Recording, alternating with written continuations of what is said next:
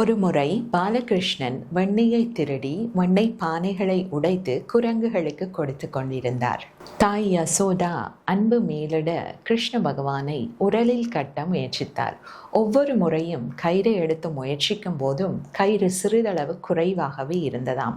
கடைசியில் களைத்து சலித்து அழ ஆரம்பிக்கும் போது கிருஷ்ணர் அந்த அன்பிற்கு கட்டுப்பட்டு கட்டுண்டார். இறைவனை எமது பலத்தாலோ முயற்சியாலோ கட்டுக்குள் கொண்டு வர முடியாது. எந்த ஒரு சக்தி சடங்குகள் ஞானத்தால் கூட கட்டுவது கடினமான விடயமாக இருக்கும். ஆனால் தூய்மையான அன்பு சரணாகதிக்கு இலகுவாகவே கட்டுண்டு விடுகின்றார். நன்றி.